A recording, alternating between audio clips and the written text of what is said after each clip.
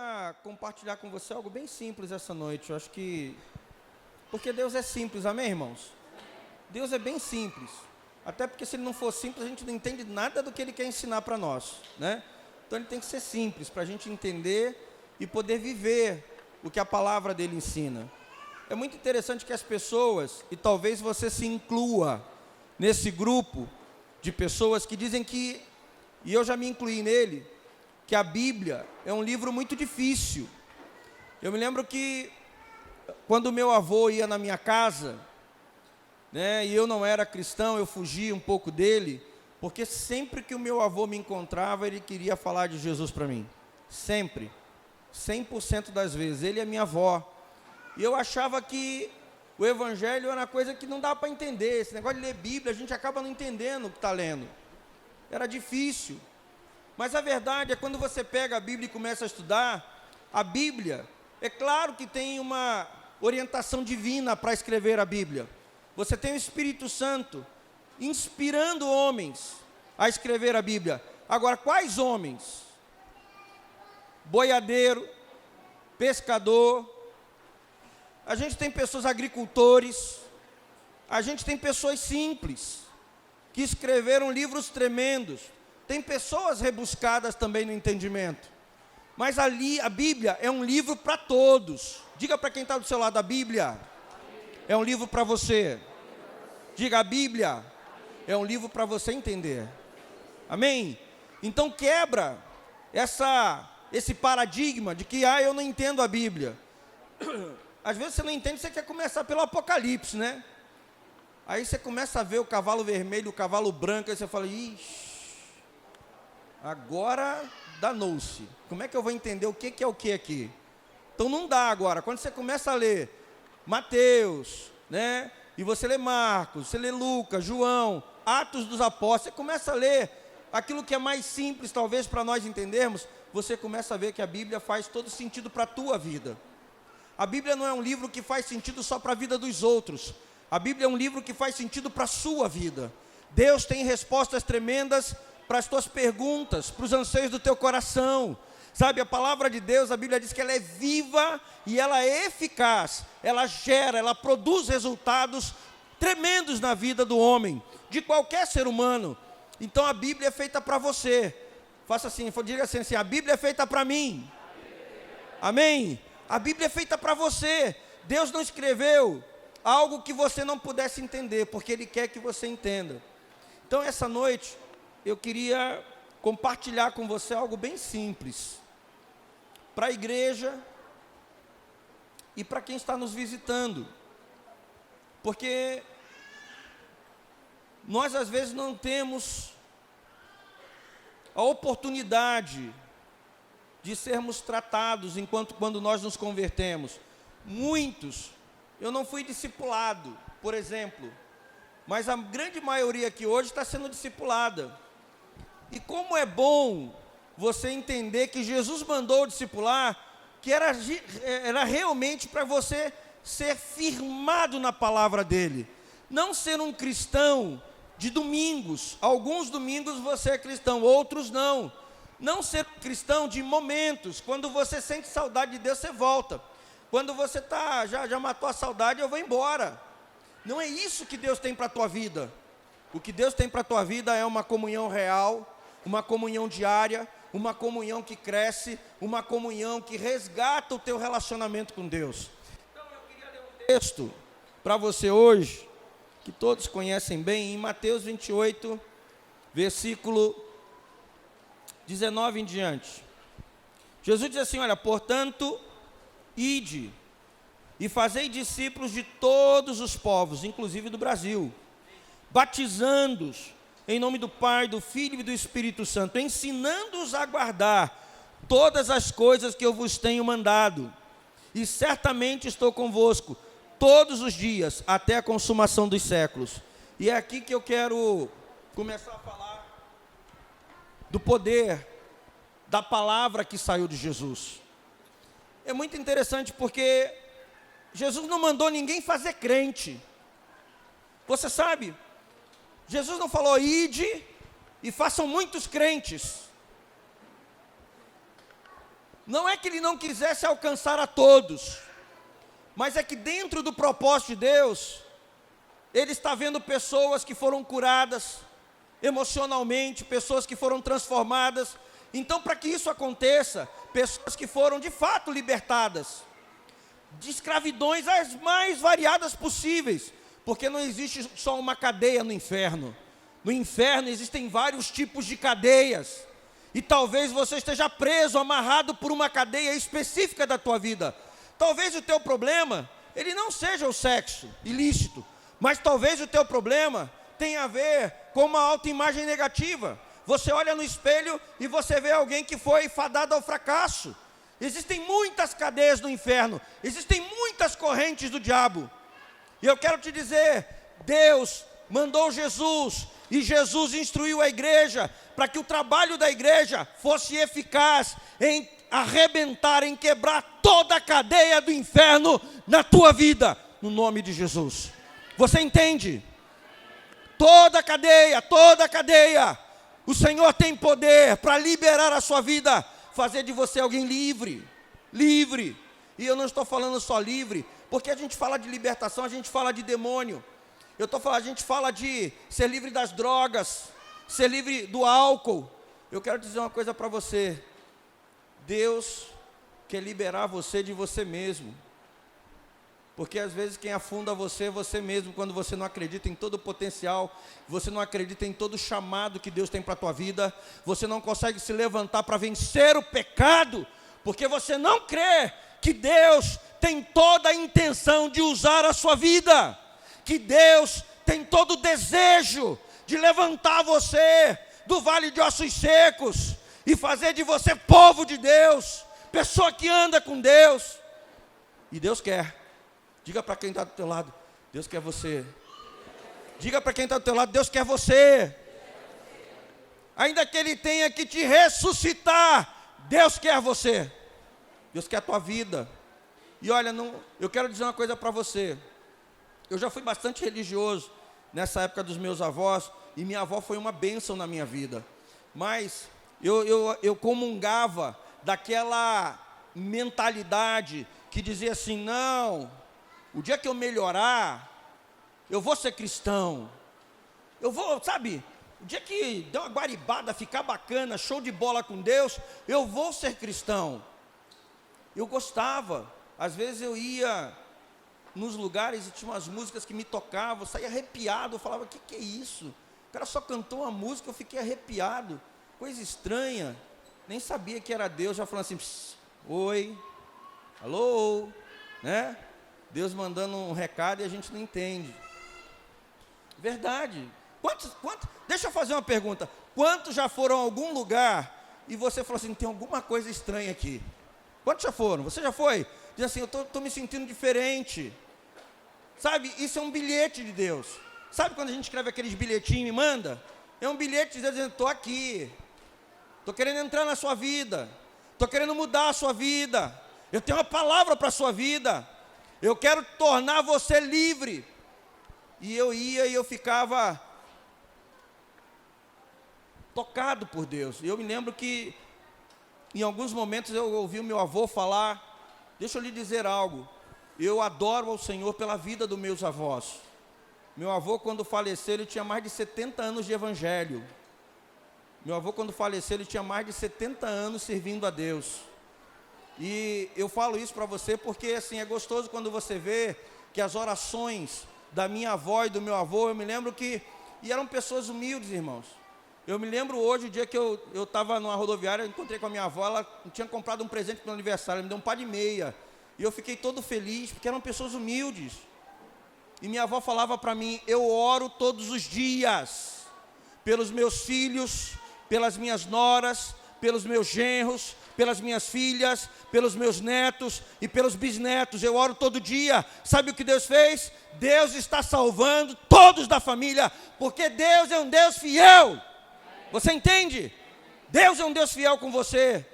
Ainda que você morra, minha avó faleceu com 70 e poucos anos, e ela não viu alguns filhos voltarem para o Senhor, ela não viu meu pai voltar para o Senhor, que o meu pai era desviado. Mas eu tenho certeza que ela creu, ela morreu crendo. que o Deus que ela serviu a vida toda era fiel e ia trazer meu pai de volta.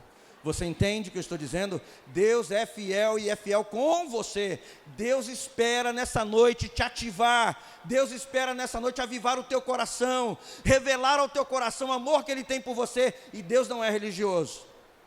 Diga para quem está do teu lado assim: você não veio aqui hoje para ser julgado. Amém? Você veio aqui hoje para ser liberto, para ser filho, para ser cativado pelo amor do Senhor. Esse é o Deus que nós cremos.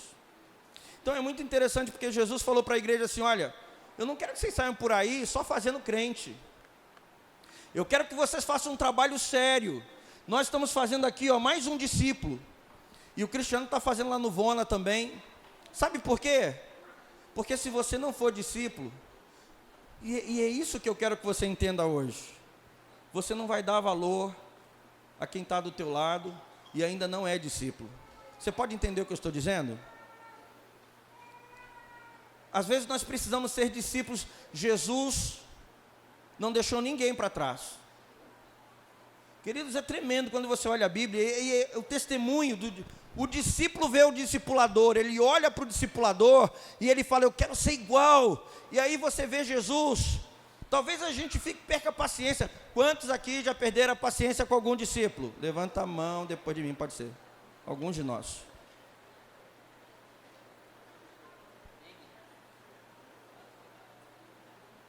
Mas aí Pedro pisa na bola. E sabe o que acontece com Jesus? Jesus vai buscar a Pedro. Jesus vai restaurar a Pedro. Jesus vai falar assim: Pedro, tu me amas? Claro que eu amo. Pedro, tu me amas? Claro.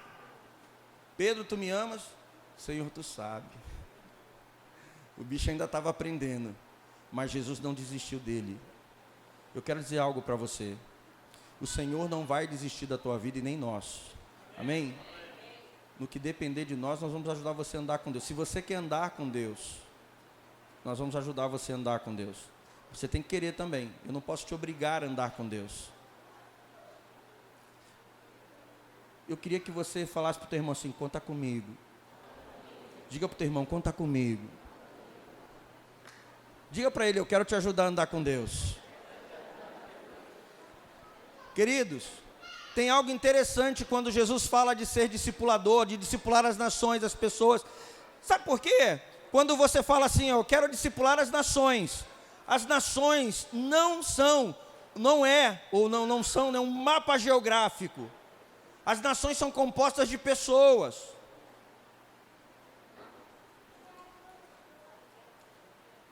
Nós compomos as nações. Então ele na verdade está falando assim: olha, tem gente lá. Você precisa alcançar essa gente que tem nome, que tem família, que tem sonhos. Você precisa ir lá e discipular e mostrar como é que eles vão fazer para vencer as tentações, para vencer os fracassos. O discipular é ensinar as pessoas a viver um cristianismo de verdade, um cristianismo concreto, prático. Não é um cristianismo religioso. Às vezes, eu falei aqui, está num vídeo que nós vamos colocar, eu gosto quando Deus pega a gente sincera, e os profetas são muito sinceros, né? E o Senhor pergunta para Ezequiel: Ezequiel, esses ossos podem reviver? Ele não ficou preocupado em dizer para Deus que ele não sabia. Quero dizer para você: nós não vamos ter todas as respostas para você, mas as respostas que surgirem, nós vamos querer achar elas diante de Deus, amém? Nós não precisamos ter todas as respostas, nós precisamos amar, nós precisamos cuidar. Igreja do Senhor, nós precisamos não deixar ninguém para trás. Nós precisamos ser curadores das feridas, que são abertas, muitas pessoas feridas. Não é aqui, em qualquer lugar que você vá, muita gente destruída pela religião. Nós precisamos ter aquela maleta de primeiros socorros do Espírito de Deus e agir para que pessoas sejam curadas e restauradas. Deixa eu continuar aqui. Paulo diz em Romanos capítulo 1 que o Evangelho é o poder de Deus. Você que está me ouvindo hoje, você está ouvindo o Evangelho. E você sabe, às vezes a gente não tem noção do poder da palavra de Deus. Mas a palavra de Deus, ministrada através de um agente de Deus, fale para quem está do seu lado assim, sempre. Deus vai usar uma pessoa. Diga, Deus vai usar gente para pregar a palavra dele. Alguém tem que se mover, alguém tem que abrir a boca, alguém tem que dizer Deus faz, alguém tem que dizer Deus pode. E quando se levanta alguém, Deus opera coisas tremendas. E eu quero te dizer, eu estava fazendo a conta aqui, Deus operou tremendamente na vida de um homem chamado Paulo. E você conhece alguém que escreveu 2/3 do Novo Testamento. Mas uma palavra, Deus pegou Ananias, um homem que não era conhecido, não era proeminente, e falou, Ananias, vai lá porque eu tenho um homem, e eu preciso desse homem, eu vou usar esse homem. E Ananias foi entregar uma palavra do Senhor a Paulo, e eu quero dizer, Deus, através da palavra que estava na boca de Ananias, mudou a história de Paulo, e Paulo mudou a história da igreja, você entende? Até então, ninguém tinha parado para construir conceitos tão arraigados como Paulo. Paulo é alguém que estrutura o pensamento doutrinário da igreja. Deus mudou a história de uma família. E é muito interessante, diga Deus, não é preconceituoso. Nós somos, mas Deus não. Porque você não acha muito joia ter uma prostituta na genealogia de Jesus? Não é, eu estou falando, isso é tremendo. Isso é tremendo. Quando você olha uma Raabe sendo salva, porque foi obediente, porque guardou. Quantos entendem, irmãos? E ela está lá na genealogia, assim como uma mulher que era de outra nação, Ruth. E Deus incluiu essas pessoas na genealogia de Jesus. Uma palavra mudou a vida da família de Raabe. Foi a única família que saiu viva de Jericó, que não foi morta, que não foi exterminada. Você entende o que eu estou dizendo, irmãos? Uma palavra ministrada através de Jonas, mudou a história de uma cidade chamada Nínive. Uma palavra ministrada através da vida de José, mudou a história de uma nação, mudou a história do Egito. Quantos entendem que uma palavra sua pode mudar a vida de muita gente? Você entende?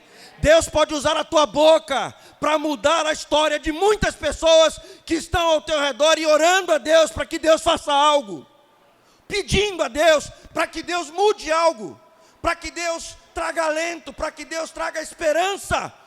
E eu quero dizer, a resposta dessa oração muitas vezes está na boca de um cristão, que vai ser, irmãos, eu vejo isso sempre. É muito interessante, Deus quer te usar. Às vezes você senta com um empresário para conversar com ele, e eu dei uma palavra para um homem há um tempo atrás, no trabalho, e ele estava falindo, e eu falei para ele, a tua tenda não vai cair, eu estou te dando essa palavra hoje em nome do Senhor, a tua tenda não vai cair. Ele chorou na mesa, e eu vou falar para você, a tenda dele não caiu, isso tem 2 anos, foi uma das primeiras pessoas que eu tive contato quando eu fui trabalhar em Campo Grande. A tenda dele não caiu. Deus quer usar você. Se você estiver entendendo, não é aqui que Deus quer usar, aqui também, mas Deus quer usar você lá no teu trabalho, na tua família, na tua escola, na faculdade, sabe, nos teus relacionamentos. Deus quer ministrar ao mundo através da tua vida. Deus quer fazer através de você. E uma das coisas interessantes é que o discipulado, ele tem a ver com formação.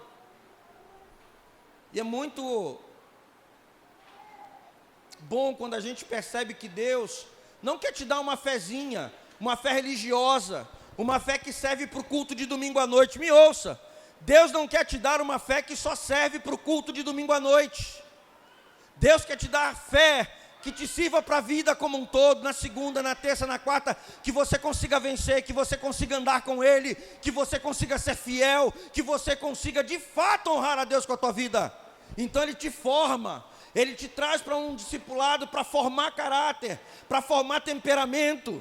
Deixa eu fazer uma pergunta. Quantos aqui já perderam a oportunidade por causa do temperamento? Muitos de nós. Já perdemos oportunidade, por quê? Porque eu sou cristão, mas eu tenho um temperamento. E vai continuar perdendo? Ou você vai querer mudar? Porque Deus não te deu um temperamento para você ser derrotado. Deus não nos deu nada que tenha a intenção de nos derrotar. Agora, quando o temperamento, quando a energia que Ele nos deu, ela fica desviada, aí a gente perde.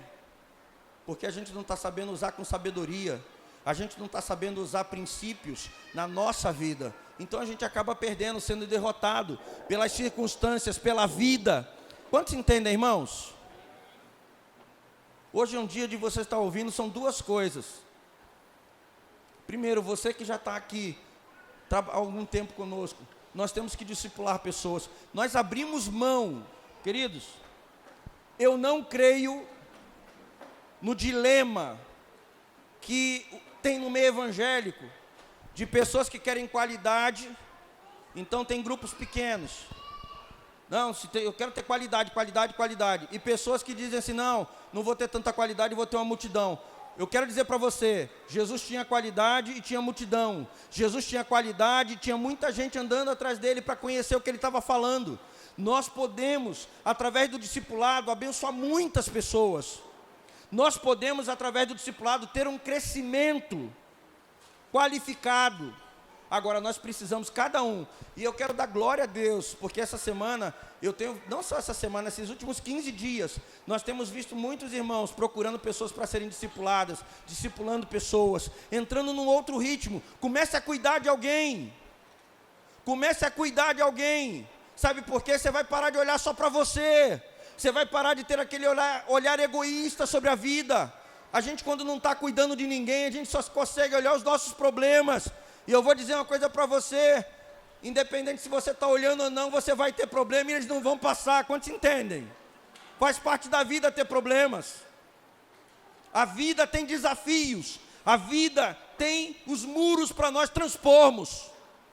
Então vai ter desafio, vai ter problema. Agora, quando eu começo a cuidar de uma pessoa, quando eu começo a orar por uma pessoa, quando eu começo a investir tempo da minha vida em uma pessoa, eu quero dizer para você, Deus começa a me abençoar de uma forma tremenda. A graça sendo derramada sobre a minha vida. Está na hora. Quantos aqui tem 1 ano no local? Levanta a mão para mim. 1 ano. 2. Fica com a mão assim. 2, 3. Não baixa a mão não. 4, 5. Só tem gente de 6 meses aqui. Cadê o pessoal que está aqui há mais tempo? 6 meses.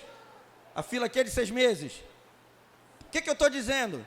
Vocês já estão todos velhos de local. Você sabe, eu fui contratado uma vez, no emprego que eu estou, e tinha um regional, um diretor muito rápido. O camarada pensa 2.000 por hora. E aí no terceiro dia que eu estava trabalhando, imagina isso. Você está na tua empresa, terceiro dia, você não conhece ninguém direito ainda, nem os nomes dos funcionários você consegue chamar ainda. E aí o camarada entrou na agência, sentou na minha mesa e falou, você já está antigo. 3 dias você já está muito antigo aqui. Agora é a hora de você começou a desenhar lá no papel, levantou e foi embora. Eu falei, meu Deus do céu.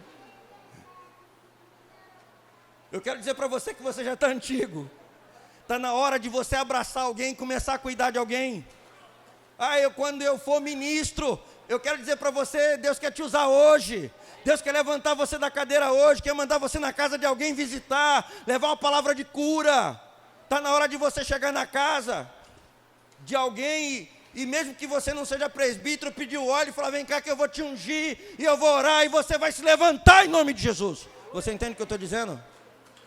Está na hora da gente sacudir, não deixar mais a poeira grudar na gente. Esse é o tempo.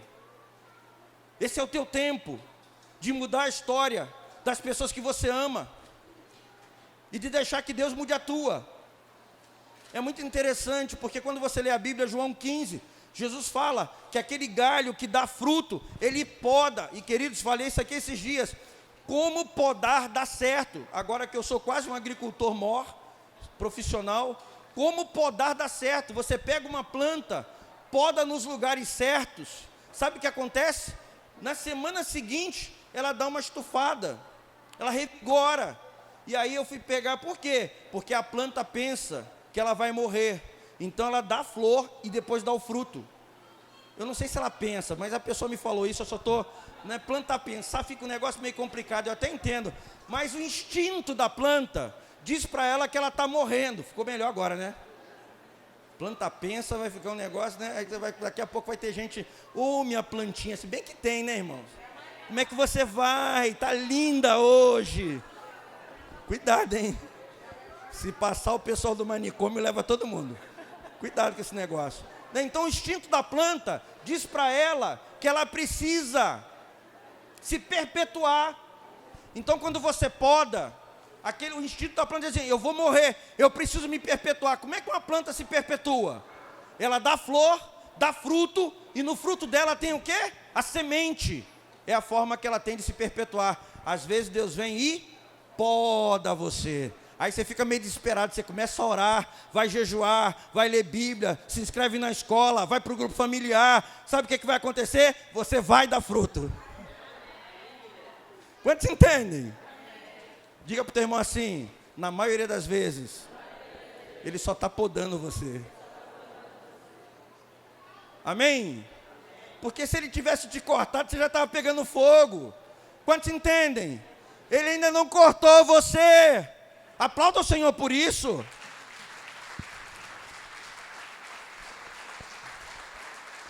Deus não te cortou.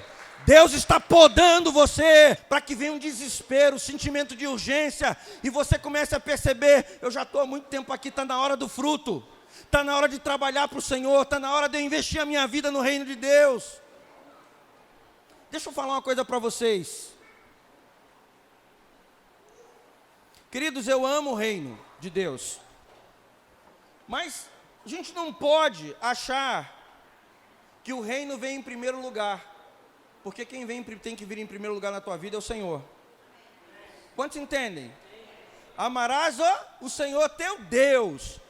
Quando eu amo a Deus, o reino é a consequência do amor de Deus na minha vida, do amor por Deus na minha vida. Quantos entendem?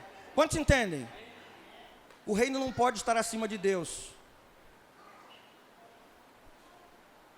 Cri, cri, cri, cri, cri, né?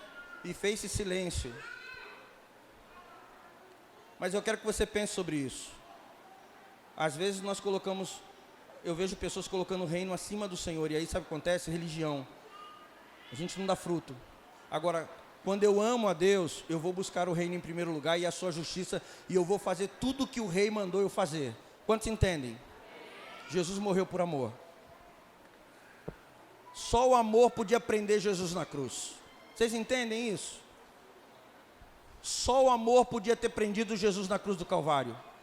Só o amor. Mais nada. Porque Ele amou, Ele resolveu obedecer. Tem que amar, irmão, para sofrer do jeito que sofreu ali. Esse é um tempo para a tua vida, um tempo de despertamento, um tempo de você começar a buscar amar a Deus. Falamos isso aqui na vigília. Um amor simples e verdadeiro, profundo, que comece a permitir a mudança de Deus na tua vida. Talvez você veja aqui hoje, e se eu perguntar para cada uma das pessoas que estão aqui, nesse auditório hoje, elas vão dizer assim, eu amo a Deus. Eu quero dizer para você, eu não duvido de você. Eu creio que você ama a Deus, talvez não na intensidade que Deus mereça. Talvez não da forma como Deus mereça ser amado, mas eu quero dizer que eu acredito que você ame a Deus, ainda que de uma forma imatura, de uma forma não planejada e pensada, mas você quer amar a Deus. Quantos aqui querem amar mais a Deus? Levanta sua mão para mim. Está na hora da gente começar a se entregar melhor a esse amor, a permitir que esse amor tome conta da nossa vida, que encha a nossa vida de esperança, o nosso coração. Tem o discipulado de um lado formando, mas tem também as experiências com Deus do outro lado que precisam ser acrescentadas a tudo isso que é aprendizado. Deus pode mudar a tua vida hoje, mas você precisa ter toda a intenção, todo o desejo também de dizer sim para Ele. Nós lemos isso aqui, né? Você precisa dizer sim. A gente diz sim para tanta coisa errada. Está na hora de dizer sim para o Senhor. Está na hora do teu coração se voltar para Ele.